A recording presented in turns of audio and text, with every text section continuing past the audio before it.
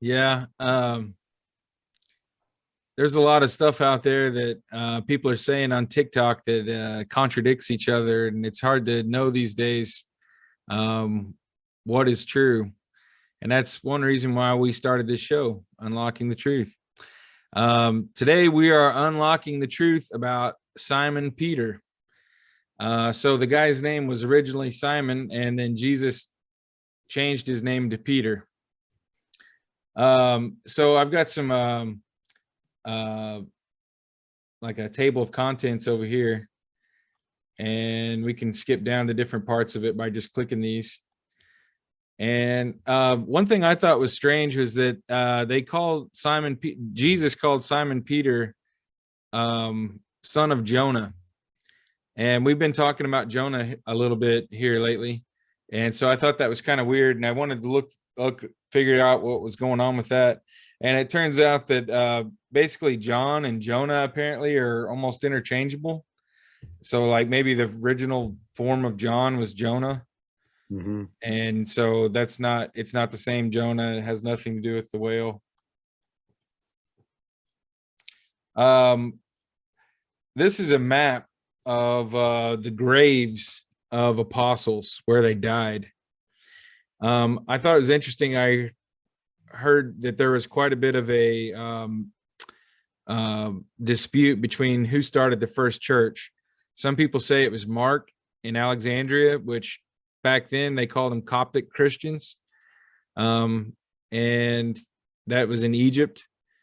And then Peter, he started the church in Rome, and he was killed by Nero and hung upside down. So the upside down cross that everybody talks about like it's satanic is actually a very holy symbol, because he said he wasn't good enough to be hung the same direction as Jesus. Yeah, he said he wasn't worthy or something.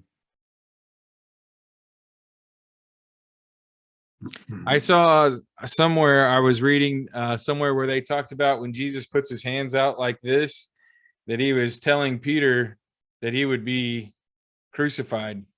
He was, I don't know, I didn't find the exact spot where it was talking about it, but sometimes you see pictures of Jesus like this, and it's like, is he telling them that he's going to be crucified? Wow.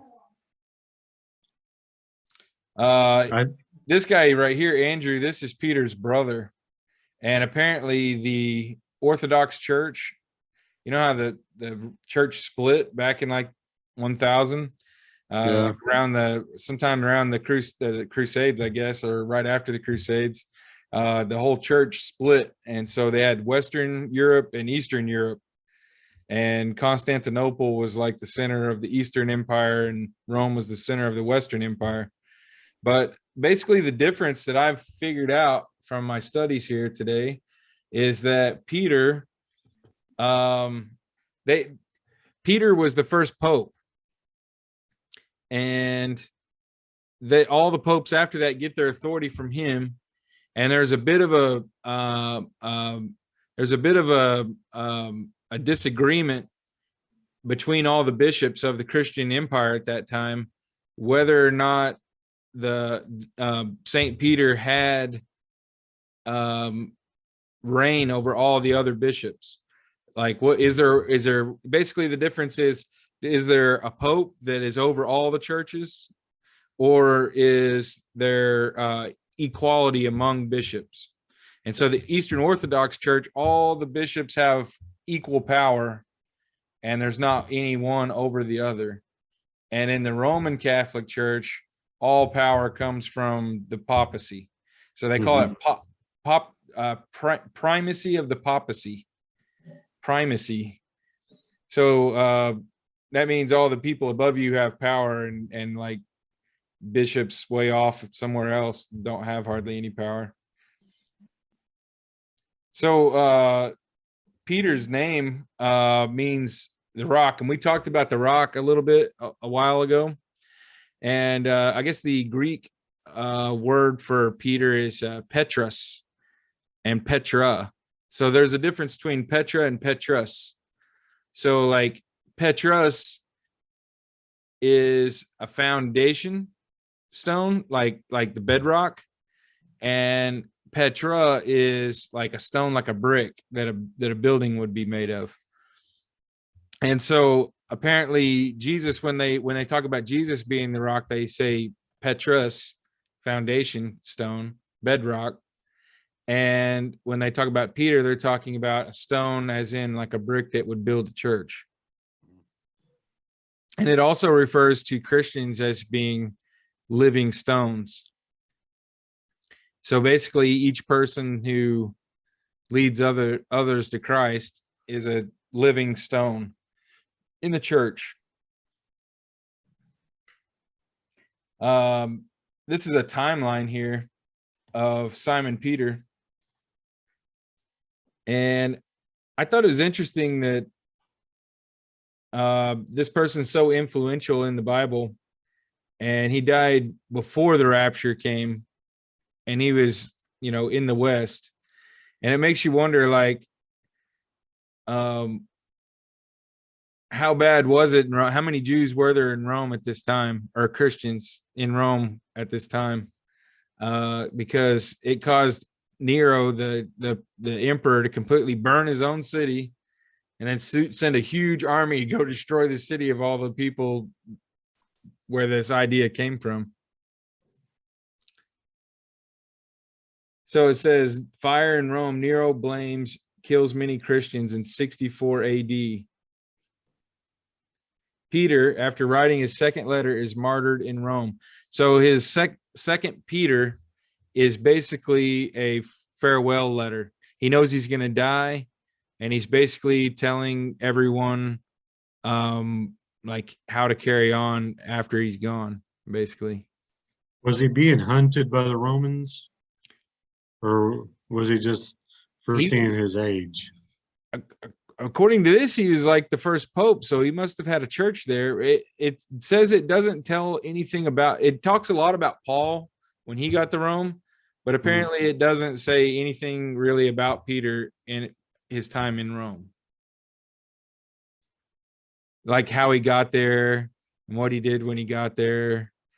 And there's not really the news of his death is actually a tradition.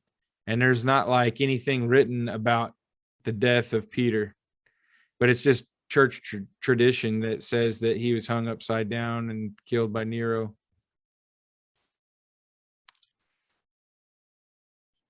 I did a wiki blitz like Hopper was doing on St. Peter, and I found some pretty interesting information.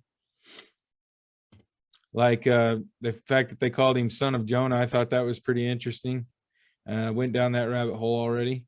The three synoptic gospels recount how Peter's mother-in-law was healed by Jesus at their home in Capernaum.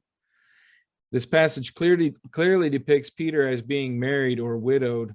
So he had a wife, and one of the things that one of the arguments that he talked about was whether or not a church father, like, or a missionary, when going traveling, was supposed to get paid.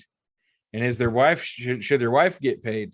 Is this a paid vacation, and should the church cover it? And some people misinterpret that on purpose in order to get their stuff paid for, is what it basically said. And there was a lot of missionaries apparently other than him that was going around in Asia Minor, and they were getting paid, and their wife was getting paid. And his whole Peter's stance on that was, you weren't supposed to ask for anything. You're supposed to just basically live off of what the Lord provides on your journey, and you're not supposed to get paid. Or I mean, you can accept charity or whatever of people along the way, but you're not supposed to like have the whole thing paid for by the church.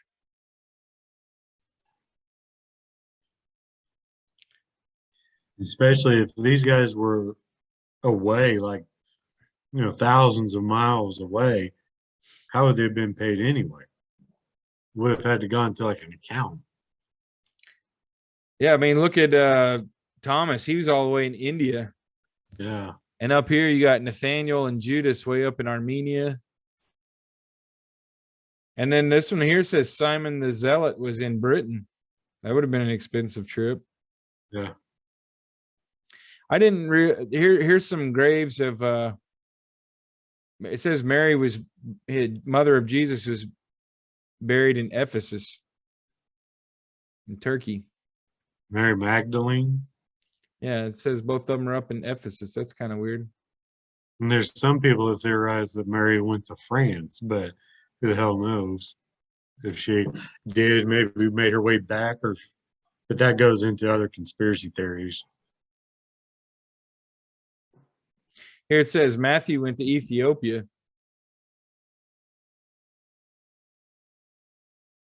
And I saw right here it says there's three Jameses. There's James the Greater, James the Less. And last week I was saying that James the Greater ran the church. Mm-hmm. But I found out that the person who succeeded Peter as Pope, the next Pope, was James the Just, which was, from what I understand, was Jesus's brother. Yeah, and wasn't that the one Jesus said he was Supposed to prepared, follow. like prepared the world for, or the kingdom or something? Yeah, James the Righteous is what he called him. And so I don't know. It's really confusing. I don't know if James the Greater, because it said last week we read that James the Greater was one of the early leaders of the church, one of the first ones after Jesus's crucifixion. And so it leaves me wondering, maybe they're talking about, maybe they're both right. Maybe one's in Italy and one's in Jerusalem. I don't know. We'll have to do a study on James after Easter. When is Easter? It's April 17th, I think, something like that.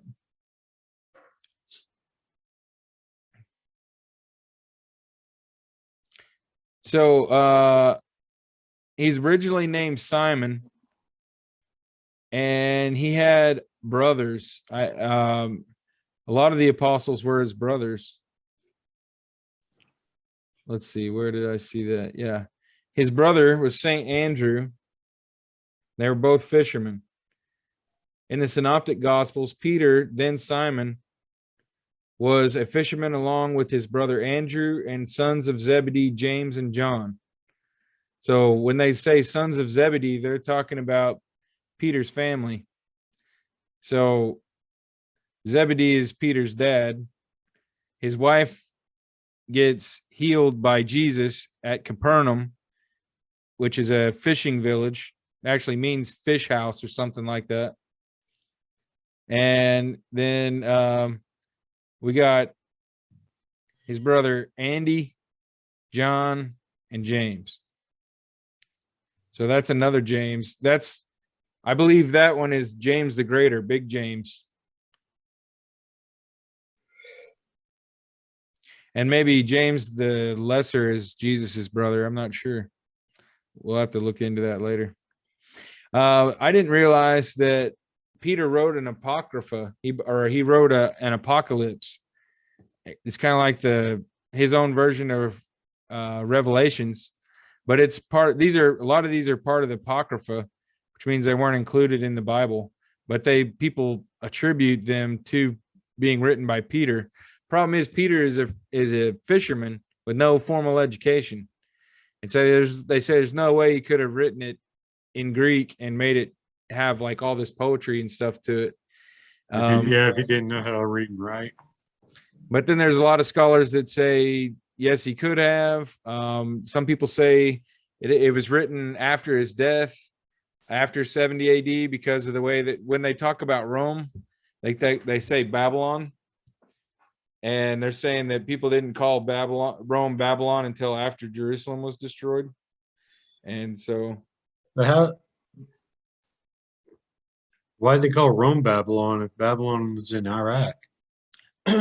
Because it just became a metaphor for any overruling power that was sought to destroy Jerusalem, basically. Which makes you wonder, why didn't they choose Egypt? Because Egypt enslaved them, but I guess they didn't necessarily go into their city and destroy it and take them Yeah. hostage. I think it was more of a, I think it was more, they voluntarily got enslaved at first, or over generations became enslaved. Oh, remember we read about that. They were wealthy in the land, and then there was one king that rose up and started taking advantage of them.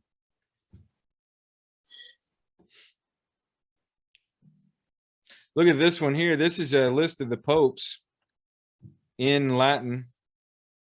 And right here at the top is Saint Petrus. St. Peter. Yeah.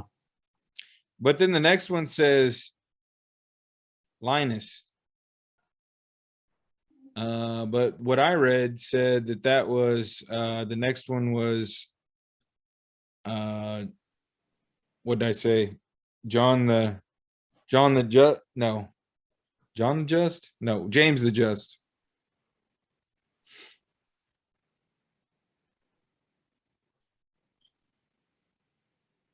I wonder if there's a 666. I see a 555. There's a 666. No, it's a 686. It's what year they were. Yeah. Last week, me and Mom were kind of going back and forth about the idea that people that are dead can be brought out of hell.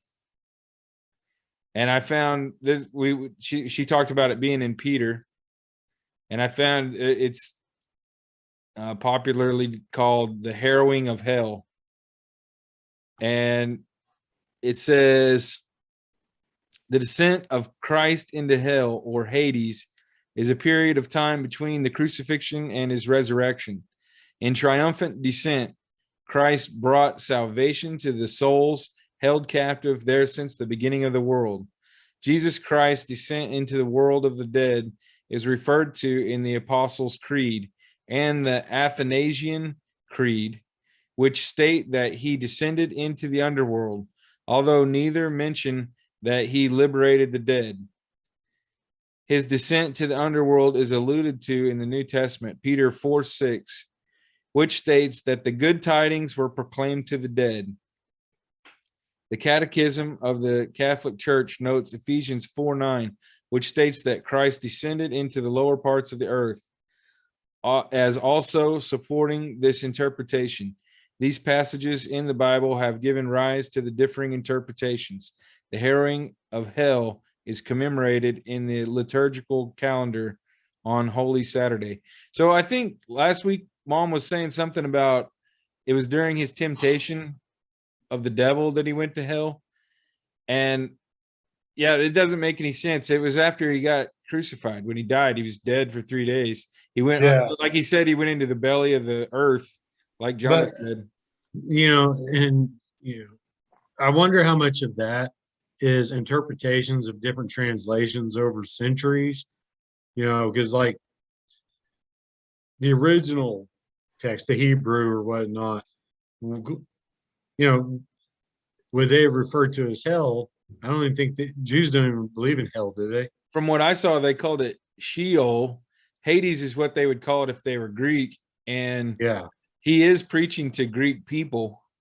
But it's like, a translation, and maybe it was more referred to a place where, people's soul goes, not necessarily hell, but just like we talked about that one time, like purgatory or in Latin, they're using the word inferos. Inferno. Wouldn't that translate to like fire or furnace or something? I know Pharos is fire. What is inferos?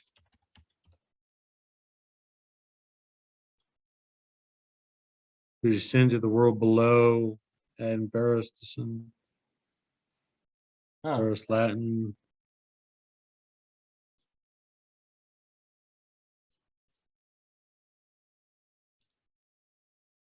It just says the translation is Christ descent into hell. That doesn't seem accurate, but whatever. Check out these memes about St. Peter. Sorry, Dwayne Johnson. St. Peter is the rock. There's a whole bunch of memes that have the rock in it. call Peter the Rock as a punny nickname before explaining how I would build the church. Catholics misunderstood. So the argument here is that when Jesus told Peter that he was, or it was Simon, when he said, Simon, you are the rock. That's how his name became Petra or Peter. He said, you're the rock and I will build my church on the rock. Mm-hmm. And the question is he saying that because right before this, when we talked about this about 5-6 weeks ago, the apostles, or Jesus asked the apostles, who do you think I am? And Peter, as the leader of the apostles, basically speaks up for everyone. And he says, you are the Christ. You are the Son of God. And then Jesus says,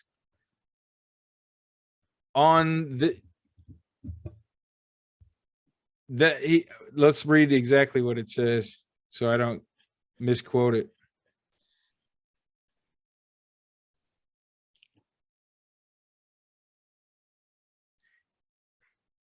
And of course, the most important line, I didn't know where it is exactly, so I'll just Google it real quick.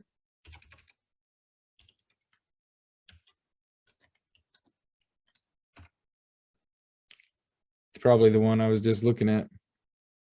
Matthew 16:18.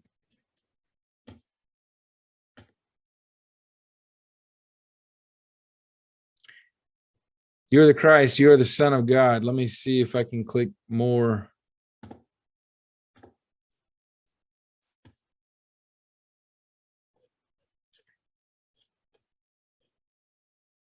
Read more. There we go. Peter confesses Jesus as the Christ. Now, when Jesus came into the district of Caesarea Philippi, he asked his disciples, who do people say that the Son of Man is? And they said, some say John the Baptist, others say Elijah, and others Jeremiah, or one of the prophets.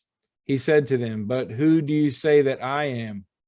Simon Peter replied, you are the Christ, the Son of the living God. And Jesus answered him, blessed are you, Simon Bar-Jonah, for flesh and blood has not revealed this to you, but my Father who is in heaven.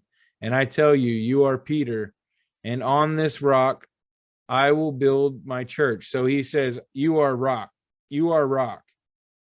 And on this rock I will build my church, and the gates of hell shall not prevail against it. I will give you the keys to the kingdom of heaven, and whatever you bind on earth shall be bound in heaven, and whatever you loose on earth shall be loosed in heaven. And so we always see pictures of Peter with keys in all the old paintings. Mm-hmm. So this is probably one of the most important for this right here led to all of Europe splitting in half. That one sentence right there split Europe in half for 1,000 years. Yeah. I mean, the Holy Roman Empire lasts till early 1800s. Yeah. So the argument is Peter the rock that it's built on? So does that mean he has authority over all the other churches?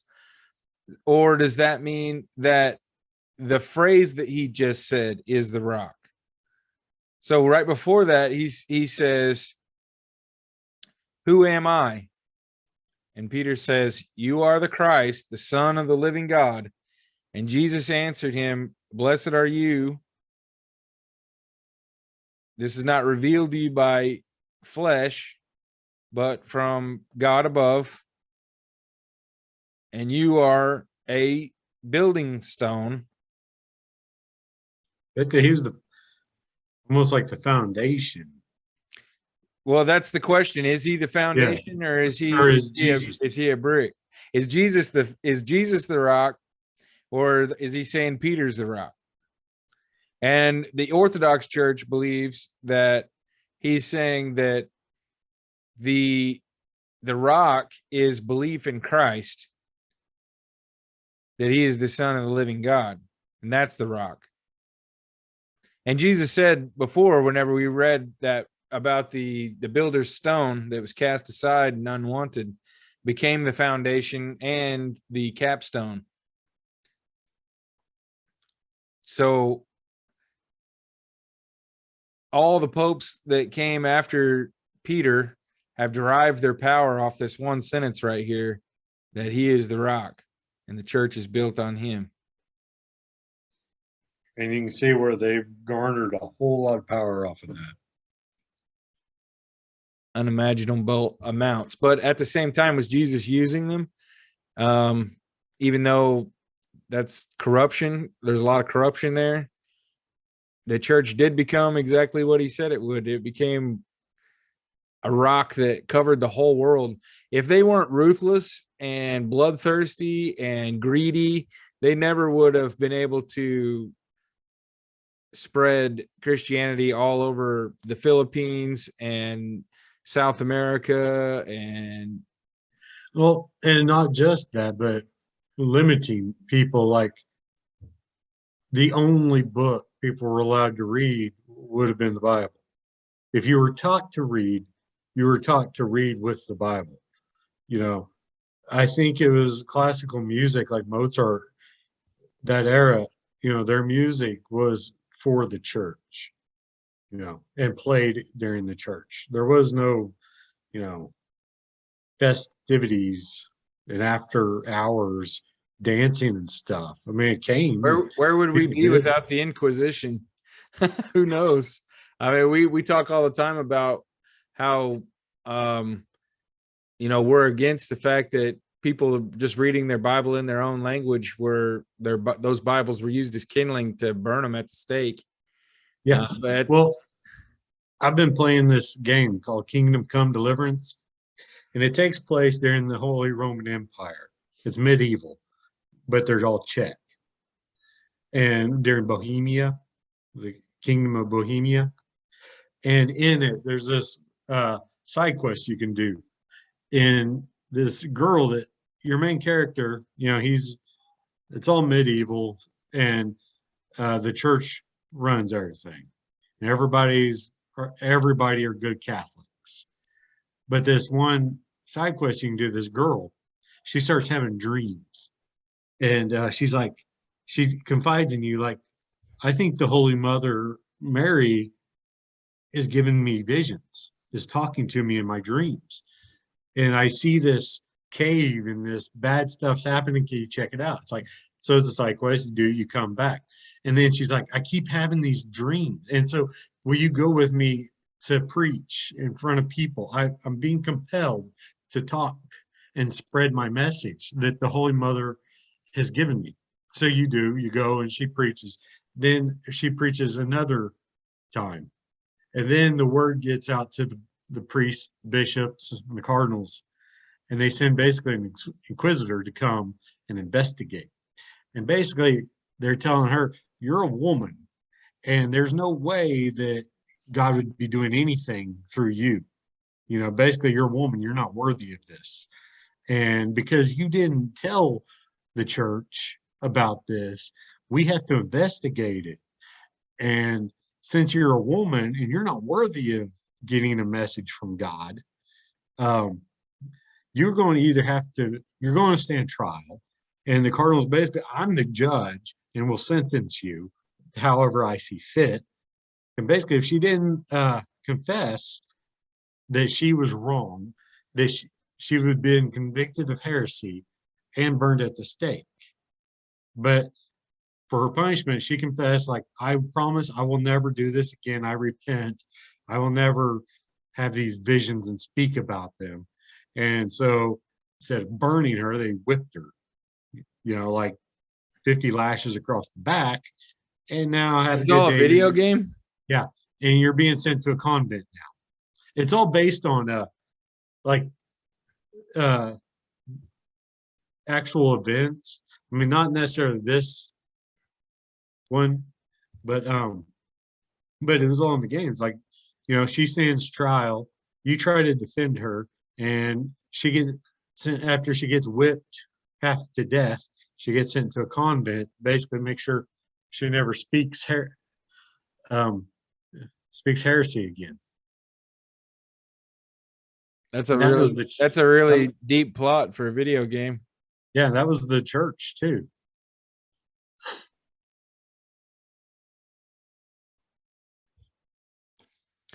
So Peter was killed on Vatican Hill, and this is what is on Vatican Hill now.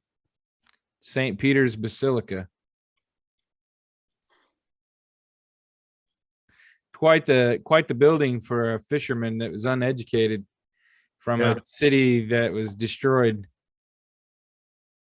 And you notice all the spires lining it. And the one in the middle. And all these different flags. Mm-hmm.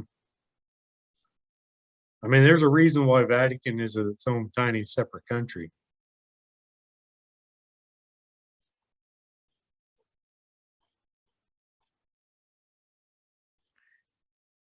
I don't think I'll ever travel there. I would love to World's see crazy it, now. but yeah, that would be a pretty cool place to see, though. So here's some quotes from Simon Peter. Be sober, be vigilant, because your adversary, the devil, as a roaming lion, walketh about, seeking who he may devour. 1 Peter 5:8. 1 Peter 3:12 says, for the eyes of the Lord are on the righteous, and his ears are open to their prayer. But the face of the Lord is against those who do evil. Peter replied, repent and be baptized, every one of you, in the name of Jesus Christ for the forgiveness of your sins, and you will receive the gift of the Holy Spirit. Acts 2:38.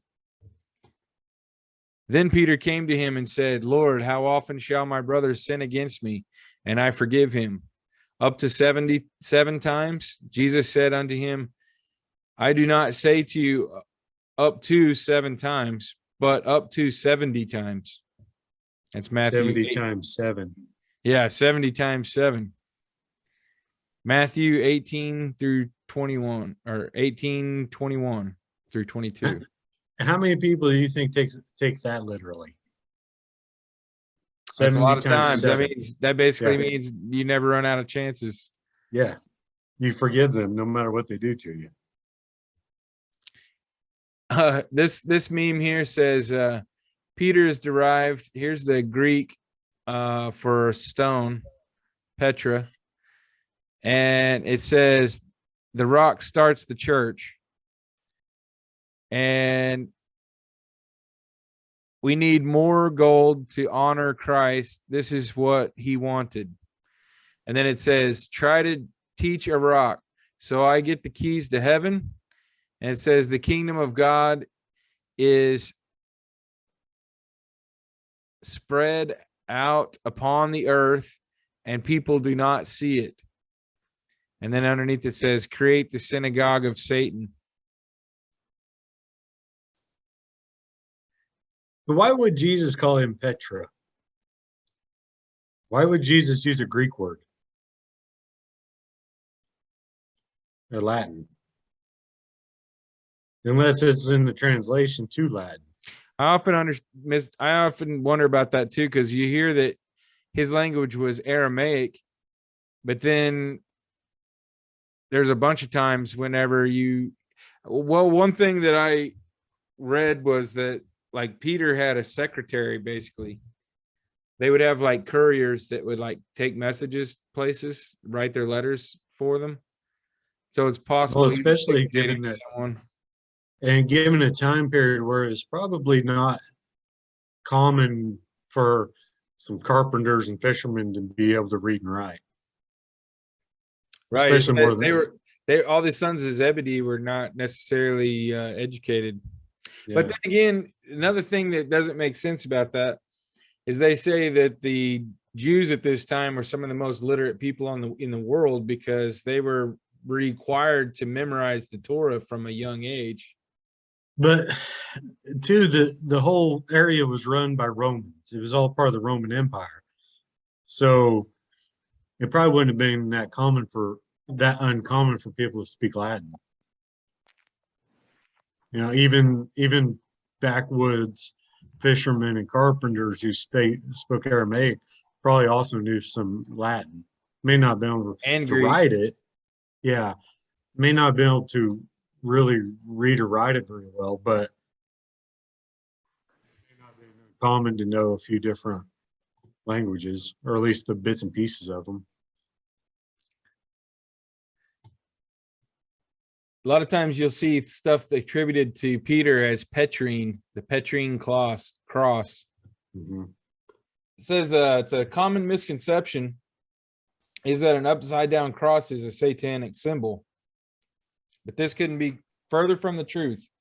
The Petrian Cross is associated with the martyrdom of St. Peter. The symbol originates from Catholic tradition, which states that when he was crucified, he asked to be crucified upside down because he did not feel worthy to be crucified in the same way that Jesus was. The Petrian Cross is also heavily associated with the papacy, given that the Pope is St. Peter's heir as the Bishop of Rome through apostolic succession.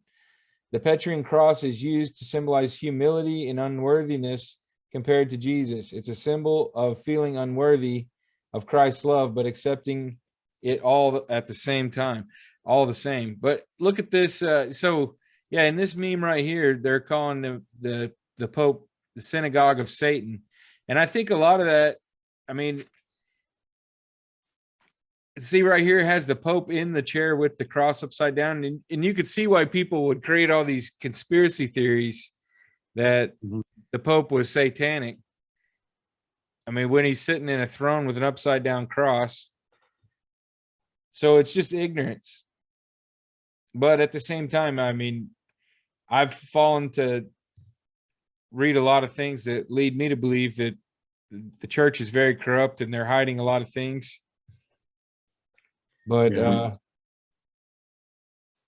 mean, this conspiracy theory would make you literally say it's a church of Satan and that they're hiding their identity. In this comic book here, it says, "You will be persecuted in my name, but if you remain faithful, not a hair on your head will be destroyed." And then Peter says, "Wow, I was afraid of dying, but you're saying our faith will protect us?" "Yes, Peter, by your faith, you'll secure your lives." Phew. And then this little voice says, "Wait for it." He says, "Your spiritual lives." There it is.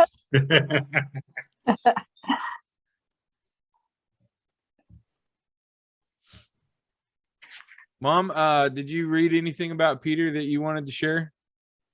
No, I had the kids and I couldn't read.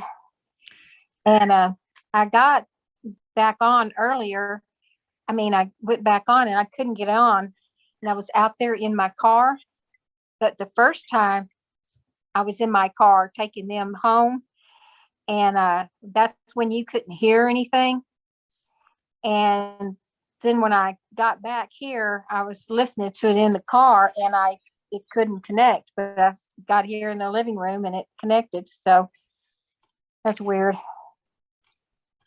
But no, I didn't. I was reading, I listened to the video that had that little video. Yeah. I listened to that. That was interesting. You know, if you Google St. Peter, you get a church basketball team, like St. Peter's University or something. Really? That was what came up most, was like St. Peter Well, that's big University. news because they had a big upset. They beat Tennessee or Kentucky or whoever and had a big upset in the NCAA brackets.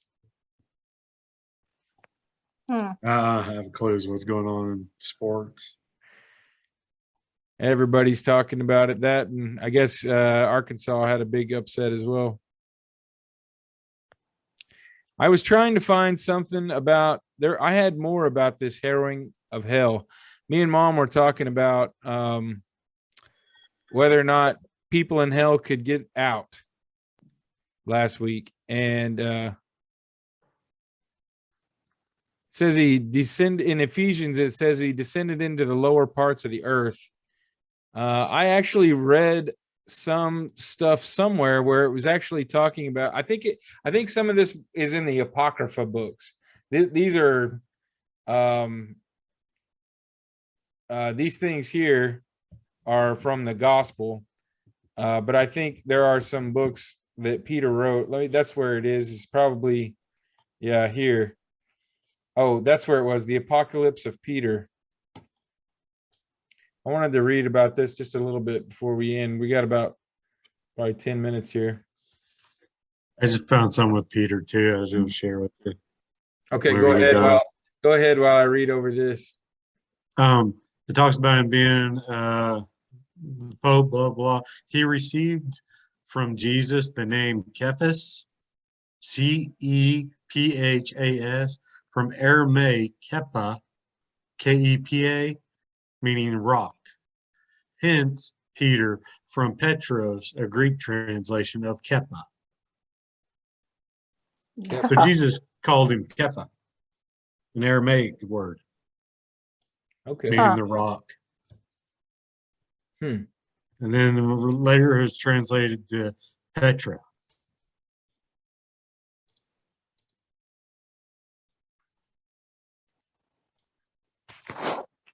Okay, so the Apocalypse of Peter. So this is kind of like John wrote Revelations, and this is kind of like Peter's version of Revelations. And in this one, he talks, I believe, about Jesus going into hell or what happens after you die. So the Apocalypse of Peter is purportedly written by the disciple Peter and describes a divine vision by Christ. After inquiring for signs of the second coming of Jesus, the work details both heavenly bliss for the saved and infernal punishment for the damned. In particular, the punishments are graphically described in the physical sense and generally correspond to lex talionis, an eye for an eye. Blasphemers are hung by their tongues. Liars who bear false witness have their tongues set on fire eternally. Callous rich people are made to wear rags and be pierced by sharp stones, as would beggars, and so on. It is a very early example of the same genre of the more famous Divine Comedy of Dante.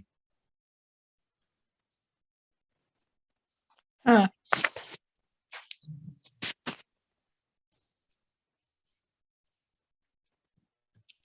There was somewhere in here I read about him. He read about hell, but from what I'm not seeing it here, we may have to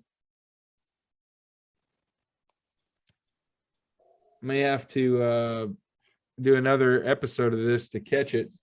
But there was I did find a place where it was laying out Peter's belief in the fact that people in heaven can pray for someone in hell to be released.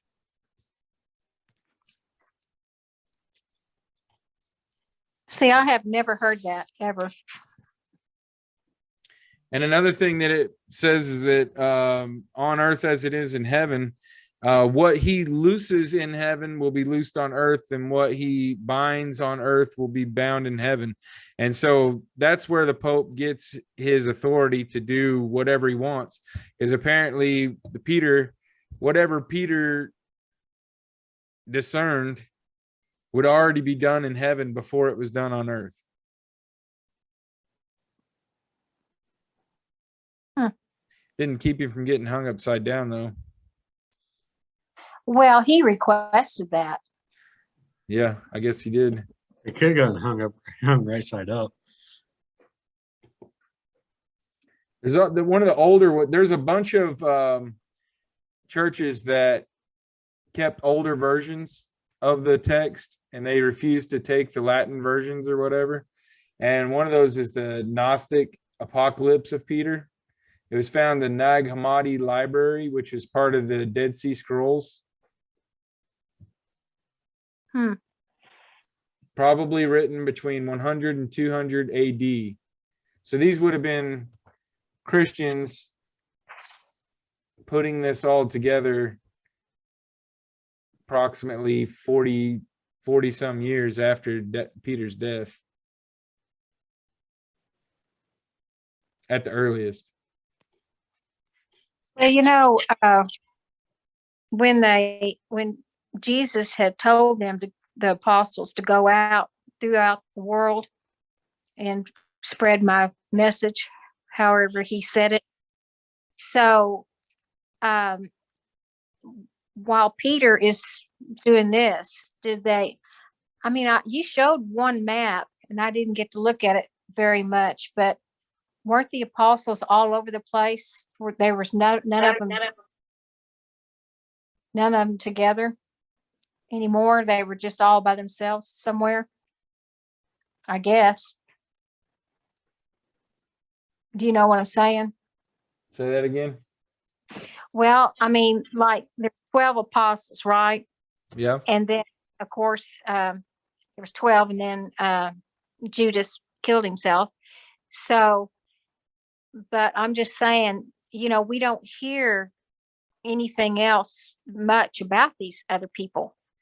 It's Paul, and he wasn't one of the 12, but we hear about Paul all the time writing, and then Peter, but you don't hear about Andrew or Matthew. Well, Matthew, Luke, and John. Yeah.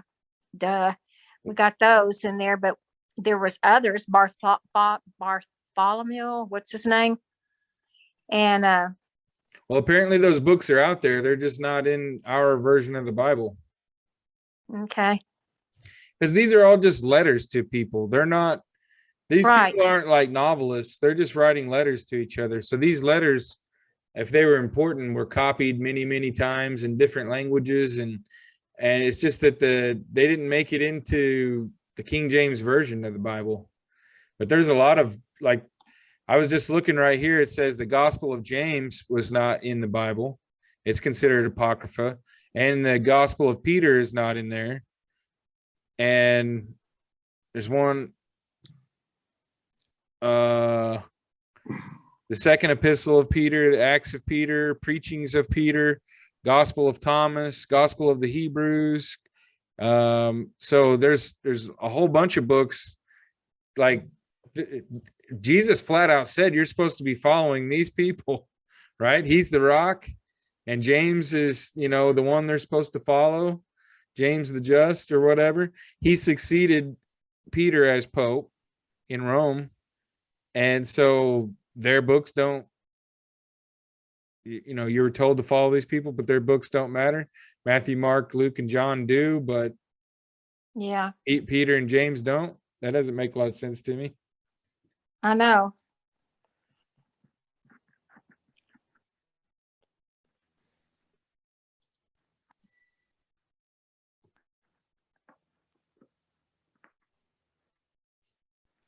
So what do we want to talk about next week? Do we want to talk about another character such as Paul?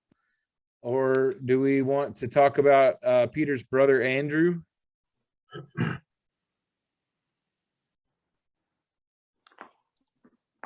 Well,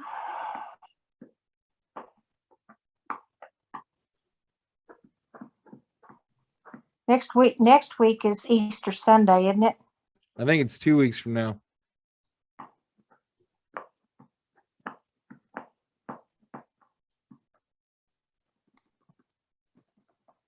Let's do James. There's 3 Jameses. Let's try to make sense of the James question. Okay. All right. Well, so far we have been talking about Peter. Last week we talked about the what was it last week? Last week's episode was the parables of Jesus. We did a 3-week series on the parables of Jesus, and this week we've been talking about Simon Peter, and next week we will be talking about the 3 Jameses: James the Greater, James the Lesser, James the Just, James son of Zebedee. Not sure if all those are the same person. I think James the Greater I was reading is Saint James, son of Zebedee. So that would be James the John and Peter. Lesser. That'd be John and Peter's brother. James the Lesser is one of the apostles or something like that. I don't know. And one of them's Jesus's brother. I think that's a third one or something, isn't it? Or would he probably That's what would have we been have to figure following? Surely James, Jesus' brother James would have been following him around if he was that important. Well, apparently I Jesus think the original theory of James's Jesus's brother was that why are you following this guy? That guy's my brother. You know what I mean? He marries his mom. I think there's a conversation like that between them, and I think he gets rebuked or something. Well, yeah, I mean, they're brothers. He's gonna be like, "You're my brother. Why are you pestering me? You know, stop following me around, little brother," sort of thing. All right, so let's talk about James next week. Is Sunday at 6 good with you guys, or did you like doing? I kind of liked having Pastor Sam on. What'd you think of it, Robert? Doing Mondays at 6. That's fine. Well, let's see. I thought there was another. I thought you said it was rather hard for you, Kit, to come in from work and get all that together. There's really not a good time to do it though, ever. It's you gotta get prepared, and it takes hours to get prepared, and so you kind of just gotta force yourself to do it anyway. So I'm good with either one, really. Yeah, I think it's fun. You know, it's good to have like Sam on there. What would be kind of neat is if you get like a Catholic priest or someone that's, you know, an expert in Catholicism to maybe talk about like Peter and stuff. I don't know any. Well, I kind of like the fact that Mom was our Sunday school teacher at one time, and at the church that we went to when we were kids, we had quite a few confrontations with our authority in our church, and we had a lot of questions they didn't want to answer, and that's kind of what this show's all about. I think I kind of want to build towards something that's kind of like doing interviews, I guess, and having special guests on like that. I haven't quite figured out. I've tried to get different people on the show, and so far Sam's really the only one that has put an effort into trying to come on. But I would like to have expert people come on and answer questions. Yeah, even if, you know, different religious sects, different Christian, like we're talking about, you know, a Catholic priest, someone more educated in Catholicism to be able to talk about the popes and the cardinals, things like that. And in the evening time, seems like these preachers have something going almost, you know, 3 or 4 nights a week, so it's hard to get the time. I think Monday's kind of the day they're trying to take off, so it's hard to ask them to do another thing. But Sam seems to enjoy it, and so I think we ought to just stick to Mondays. But that was also when he was also eating dinner right then. So I don't know. Yeah. Right. I'm also curious sometime about maybe looking into like Arianism. It's derived from Arius during the first couple centuries of Christianity. I've read about it. That was kind of what led to that rift between that Bishop Lucifer and stuff. But it has to do with the Trinity, I think. I was just kind of reading little snippets of it. But it's kind of, there's been some different stuff like in the first few centuries AD that have kind of, they've all kind of clashed. And I think some of those have caused some, probably not really rifts, because I don't think they withstood withstood time, but they caused some upsets during the early church. Yeah, I think that's an area that I think even since I was a little kid that I've wanted to talk about more and understand more, to talk about the early church and like how exactly everything got divided up into different denominations and what the different denominations believe. And I think they call that theology. So that's kind of what I think on Facebook when they made me make an event, I had to kind of describe it. I think I described it as a theology class. Yeah. Which is basically what it is. All right. Well, I'm gonna get off here and get ready for work tomorrow. Good. Love you guys. Had a great time at church this morning, Mom. Yeah. I think Pastor Sam really enjoyed coming on the show. I'll try to reach out to him and I'll figure out a time. Maybe not 6 o'clock. Yeah, 6:30 or 7 might be better. But then again, Robert works, you work, everybody works except for me. So In any day, usually, It's okay. for me, usually Monday evenings aren't any different than any other day. yeah, okay. Yeah, usually Mondays I'm trying to avoid avoid as much work as possible because they're already stressful on their own. So usually I'm just trying to coast through Monday and survive. So usually in the evening I don't really have anything planned. Yeah. All right. Well, I'll talk to you guys later. Okay. Good luck learning about James and Lucifer. Hey, Kit, I'm going to when I get off the phone here, I'm gonna send you a text. Okay. Okay. All right. Bye-bye. Bye. Bye. Love you guys. Love Love you. you.